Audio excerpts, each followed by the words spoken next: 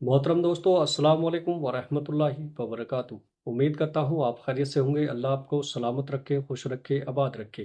प्यारे दोस्तों, धूप में बैठना कैसा है? हुजूर सल्लल्लाहु ताला अलैहि वसल्लम ने धूप और साए में बैठने से क्यों मना फरमाया है और इसके नुकसान क्या है?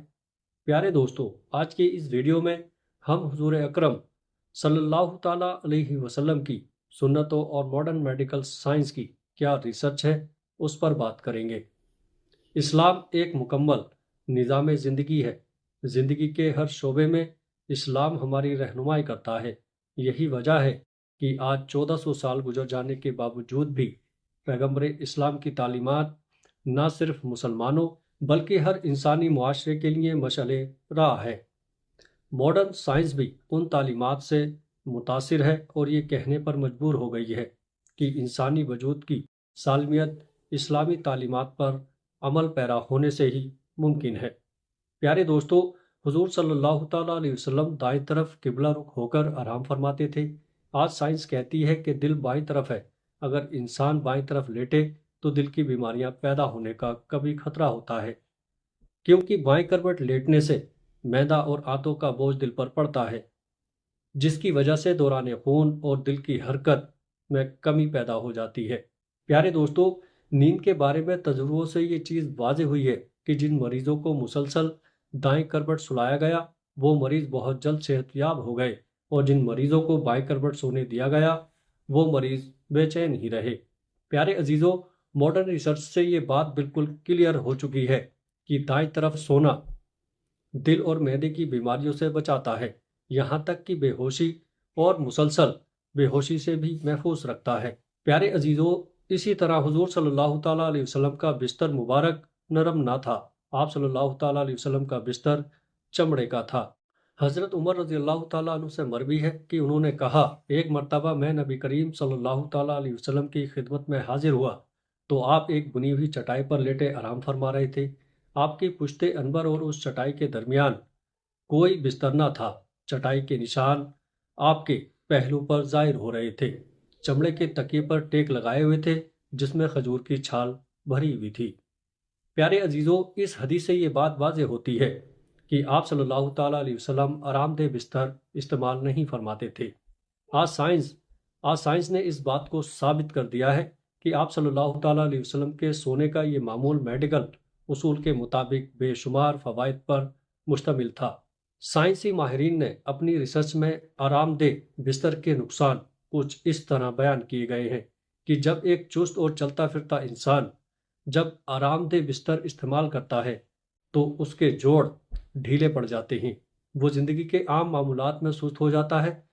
बहुत ज़्यादा नरम और आरामदेह बिस्तर गुर्दे पर बहुत बुरा असर छोड़ता है, यहाँ तक कि गुर्दे की नालियों में एक पेचीदा वरम और सूजन पैदा हो जाती है।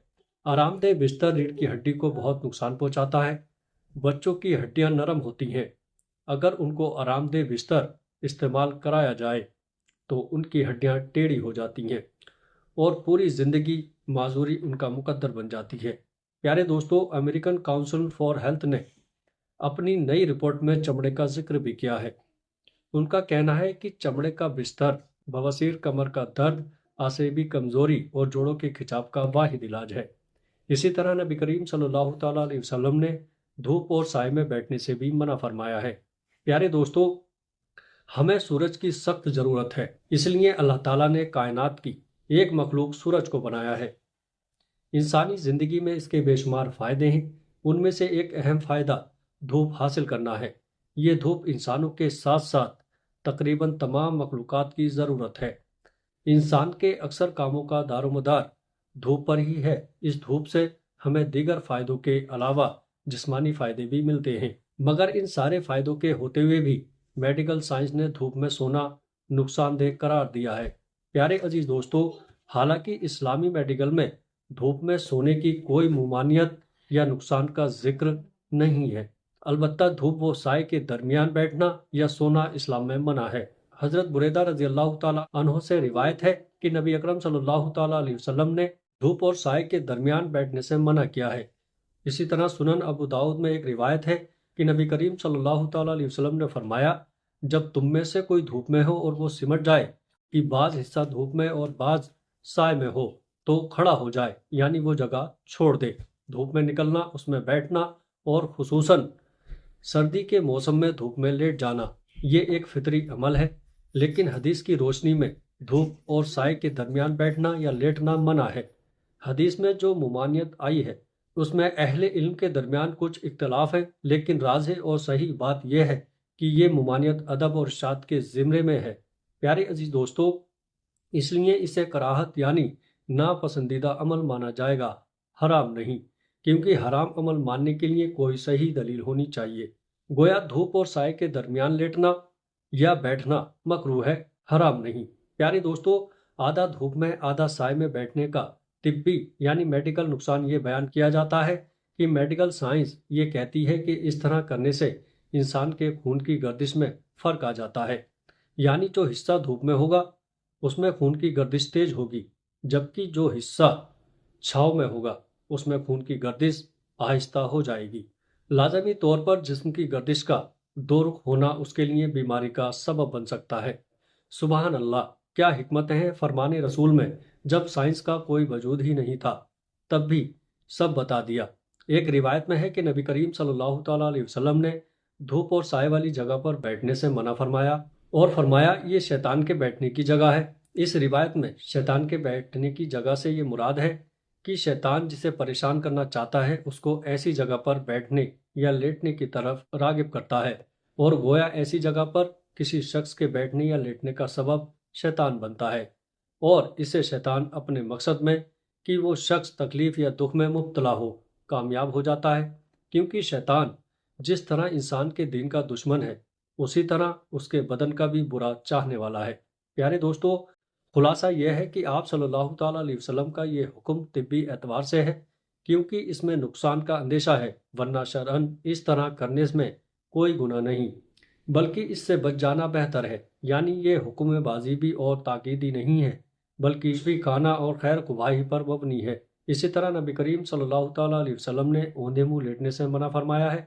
اوندھے منہ لیٹنے سے تمام اعضائے ہضم اور اعضائے رئیسہ اوندھے اور بے ترتیب ہو جاتے ہیں، اور اس کا سب سے پہلا نقصان دماغ پر پڑتا ہے۔ دماغی لہریں اپنی ترتیب سے ہٹ کر دوسری منفی یعنی نگیٹو رخ اختیار کر لیتی ہیں، حالانکہ وہ مسلسل مثبت انداز سے انسان کو فائدہ پہنچاتی ہیں۔ جب یہ لہریں منفی آتی ہیں تو آدمی کو ڈراونے خواب آتے ہیں، حتیٰ کہ ماہرین نفسیات کے مطابق ایسے شخص کی زندگی کا رخ بھی اپنی ترتیب سے ہٹ جاتا ہے اور وہ الٹی سوچ کا حامل ہو جاتا ہے۔ اسی طرح حدیث میں زیادہ سونے سے منع کیا گیا ہے۔ زیادہ سونے سے بدن میں سستی اور کسل مندی پیدا ہو جاتی ہے، جس سے دنیاوی کاموں میں حرج پڑتا ہے اور دین کو بھی تیزی سے نقصان پہنچتا ہے۔ زیادہ سونے سے مرگی، ہسٹیریا اور بے خوابی کے مرض میں اضافہ ہو جاتا ہے۔ زیادہ سونے سے آنکھوں کی بیماریاں، خاص طور پر پپوٹوں کی ورم پیدا ہوتی ہے۔ زیادہ سونے سے بدخوابی کا مرض پیدا ہوتا ہے، اور بدخوابی کے مریض کے لیے تو زیادہ سونا سب میں قاتل سے کم نہیں۔ اللہ پاک ہمیں نبی صلی اللہ تعالیٰ علیہ وسلم کے مبارک طریقوں پر عمل کرنے کی توفیق عطا فرمائے، آمین۔ پیارے عزیزوں، امید کرتا ہوں ویڈیو اچھی لگی ہوگی۔ ویڈیو اچھی لگے تو آگے اپنے دوستوں اور رشتہ داروں میں شیئر کیجیے گا۔ السلام علیکم ورحمۃ اللہ وبرکاتہ۔